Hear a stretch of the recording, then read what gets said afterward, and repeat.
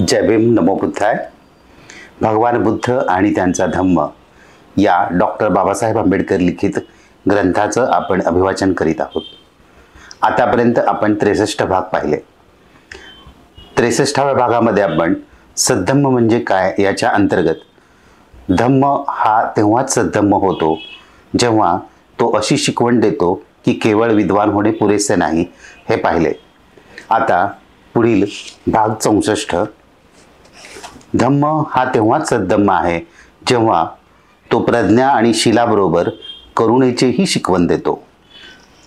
बुद्ध धम्माची आधारशिला कोणती यासंबंधी काही अंशी मतभिन्नता आहे. प्रज्ञा हीच केवळ त्यांच्या धम्माची आधारशिला आहे की केवळ करुणा हीच त्यांच्या धम्माची आधारशिला होय. या वादामुळे बुद्धानुयायात 2 पक्ष उत्पन्न झाले होते. एका पक्षाचे म्हणणे असे की प्रज्ञा हीच बुद्ध धम्माची आधारशिला होय. दुसरा पक्ष म्हणतो की करुणा हीच बुद्ध धम्माची आधारशिला होय. हे दोन्हीही पक्ष अद्यापही एकमेकांपासून विभक्त झालेले आहेत. भगवान बुद्धांच्या वचनानुसार त्यांचे परीक्षण केले असता हे दोन्हीही पक्ष चुकीचे वाटतात. प्रज्ञा ही बुद्ध धम्माच्या 2 आधारस्तंभांपैकी एक आहे याबद्दल मतभेद नाही. प्रश्न आहे तो हा की करुणा ही सुद्धा भगवान बुद्धांच्या धम्माचा आधारस्तंभ आहे किंवा नाही. करुणा ही बुद्धांच्या धम्माचा आधारस्तंभ आहे ही विवादाच्या बाहेरची गोष्ट आहे. याचे समर्थन बुद्ध वचनानेच करता येईल. पूर्वी गांधार नावाच्या देशात एका भयानक रोगाने पछाडलेला एक म्हातारा भिक्खू होता. तो ज्या ज्या ठिकाणी उठत अथवा बसत असे ती जागा घाण होत असे. तो गांधार देशातील एका विहारात राहत असे. कोणीही त्याच्याजवळ जात नसे किंवा त्याला सहाय्य करीत नसे. एकदा भगवान बुद्ध आपल्या 500 भिक्षूंसह तेथे गेले आणि आवश्यक भांडी व गरम पाणी घेऊन तो म्हातारा भिक्खू जिथे पडलेला होता त्या ठिकाणी सर्व भिक्खूंसह येऊन पोचले.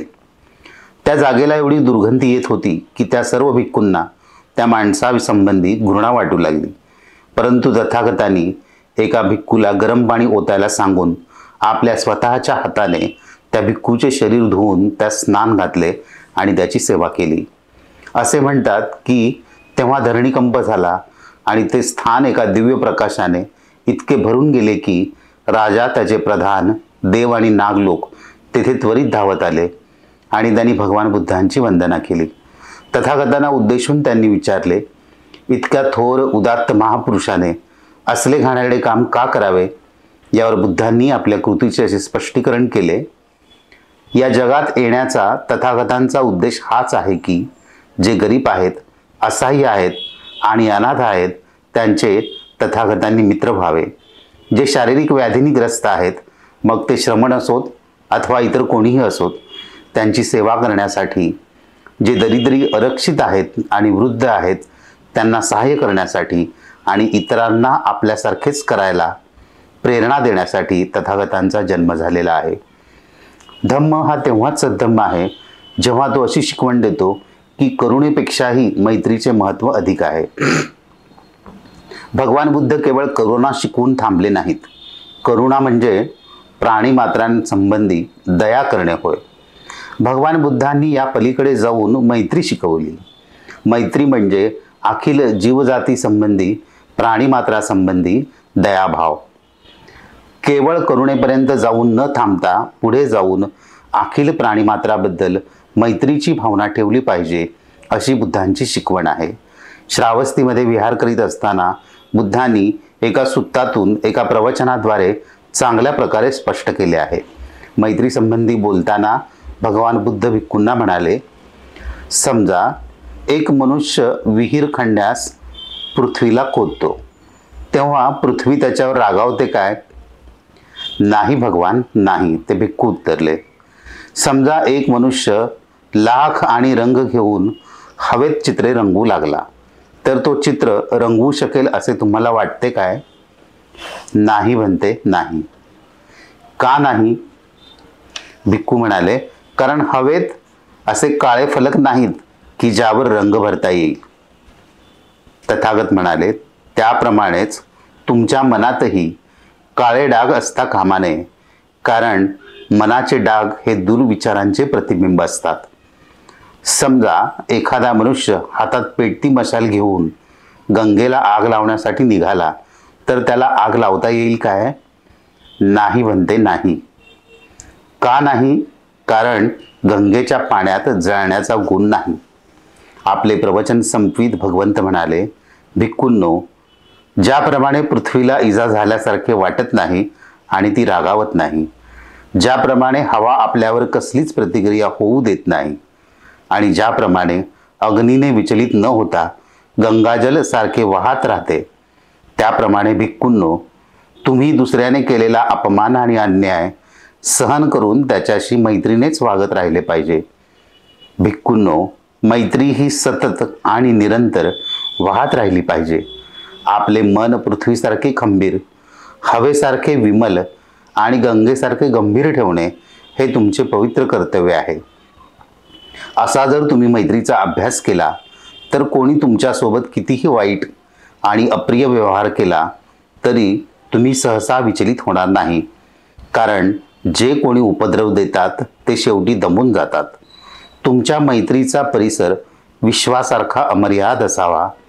तुमचे विचार भव्य आणि अपार असावेत आणि त्यात द्वेषाचा लवलेशही नसावा. माझ्या धम्मानुसार केवळ करुणेने वागणे हे पुरेसे नाही, त्यात मैत्रीचे आचरण आवश्यक आहे. या प्रवचनात भगवंतांनी भिक्खूंना एक कथा सांगितली, ती संस्मरणीय आहे. पूर्वी एकदा श्रावस्ती नगरात विदेशिका नावाची एक कुलीन स्त्री राहत असे. ती सभ्यता, लीनता आणि सौम्यता या गुणांबद्दल प्रसिद्ध होती. तिची एक मोलकरीण होती. तिचे नाव काळी. ती मोठी हुशार, सकाळी लवकर उठणारी आणि कष्टाळू अशी ती मुलगी होती. काळीने स्वतःशी विचार केला, माझ्या मालकिणीची ख्याती आहे की तिला क्रोध असा येतच नाही, किंवा तो ती प्रकट करीत नाही, किंवा कदाचित मी आपले काम इतक्या चोखपणे बजावते म्हणून तिचा क्रोध प्रकट होत नसावा. मी तिला कसोटी लावून पाहते. म्हणून ती दुसऱ्या दिवशी उशिरा उठली. तिच्या मालकिणीने तिला हाक मारून विचारले, तू इतक्या उशिरा का उठलीस? मोलकरीण म्हणाली, त्यात काय आहे बाईसाहेब? रागावून आणि चिडून ती मालकीन मनाशी म्हणाली, त्यात काही नाही काय? लबाड कुठली? मोलकर्णीने विचार केला, राग हा विकार तिच्या ठिकाणी आहे, तर ती दाखवीत नाही एवढेच. मी माझे काम चोख बजावते म्हणून ती रागावत नसावी. मी तिची आणखी कसोटी घेईन. म्हणून ती दुसऱ्या दिवशी अधिक उशिरा उठली. मालकिनीने विचारले, तू उशिरा का उठलीस? मोलकर्णीने उत्तर दिले, त्यात काय आहे बाईसाहेब? आपला राग आणि चीड शब्दात व्यक्त करीत मालकीन म्हणाली, असं, त्यात काही नाही काय? लबाड कुठली? असं तर त्या मोलकर्णीने विचार केला. राग हा विचार तिच्या ठिकाणी आहे खरा, पण माझे काम मी नीट करते म्हणून ती तो दाखवित नाही. मी आणखी अधिक तिची कसोटी घेईन. म्हणून ती तिसऱ्या दिवशी फारच उशिरा उठली. मालकिनीने तिला हाक मारून विचारले, इतक्या उशिरा का उठलीस? मोलकर्णीने उत्तर दिले, त्यात काय आहे बाईसाहेब? असं तर इतक्या उशिरा उठणे म्हणजे काहीच नाही काय? लबाड मुली? असे उद्गार काढून मालकिनीने चिडून रागाने एक काठी उचलली आणि रक्त निघेल इतक्या जोराने ती तिच्या डोक्यावर हाणली. घाव पडून रक्तबंबाळ झालेले आपले डोके धरून काळीने आरोळ्या ठोकून सर्व शेजारी जागे केले आणि ओरडत सुटली, पहा बाई, माझी मालकीन किती लीन आहे, सौम्य आहे माझी मालकीन. हे एवढे कशासाठी? तर तिची एकुलती एक मोलकरीण उशिरा उठली म्हणून. ती इतकी रागावली, चिडली की हातात काठी घेऊन माझ्यावर झेप घेऊन तिने माझे डोके फोडले. याचा परिणाम असा झाला की विदेशिका ही कोणी लीन आणि सौम्य स्त्री नसून ती अत्यंत चिडखोर स्वभावाची आहे अशी तिची कुप्रसिद्धी झाली. याप्रमाणेच जोपर्यंत चीड आणण्याजोगे काही म्हटले नाही तोपर्यंतच भिक्खू सौम्य, सभ्य आणि लीन असण्याचा संभव आहे. जेव्हा त्याला चीड येण्यासारखे शब्द बोलले जातात तेव्हाच त्याच्या ठिकाणी मैत्री म्हणजे बंधुभाव आहे की नाही याची खात्री पटते. ही गोष्ट सांगून भगवंतांनी म्हटले, केवळ वस्त्र आणि अन्न मिळवण्यासाठी भिक्खूने मैत्रीभाव व्यक्त केला तर त्याच्या ठिकाणी मैत्री भावना आहे असे मी समजत नाही. ज्याची मैत्री भावना ही धम्माच्या सिद्धांतातून उगम पावते त्यालाच मी खरा भिक्खू समजतो. भिक्खूंनो, पुण्यार्जनासाठी केलेली कृत्ये ही मैत्रीच्या 1/16व्या भागापेक्षाही कमी मोलाची असतात. मैत्री म्हणजे चित्ताची स्वतंत्रता. ती आपल्यामध्ये सर्व पुण्यकृत्यांना समाविष्ट करून घेते. ती चमकते, प्रकाशते आणि ती प्रज्वलित होते. भिक्खूंनो, सर्व ताऱ्यांचे तेज चंद्रप्रभेच्या 1/16व्या भागाहूनही कमी असते. चंद्राची प्रभा त्यांचे सर्व तेज आपणात सामावून घेऊन स्वतः चमकते, प्रज्वलित होते. त्याप्रमाणेच पुण्यार्जनासाठी केलेली कृत्ये मैत्रीच्या 1/16षांनीही मोलाची नाहीत. मैत्री म्हणजे अंतःकरणाची स्वतंत्रता. ती सर्व पुण्यकृत्यांना स्वतःमध्ये सामावून घेते, प्रकाशते आणि प्रज्वलित होते. त्याचप्रमाणे भिक्खूंनो, जसा वर्षा ऋतू अखेर सूर्य स्वच्छ निरभ्र अशा आकाशात उगवून सर्व अंधार नाहीसा करतो आणि स्वतः चमकतो, प्रकाशतो आणि प्रज्वलित होतो, अगदी त्याप्रमाणेच भिक्खूंनो, पुण्यार्जनासाठी योजलेली सर्व साधने ही मैत्रीच्या 1/16 इतकीही मोलाची नाहीत. मैत्री म्हणजे अंतःकरणाची स्वतंत्रता.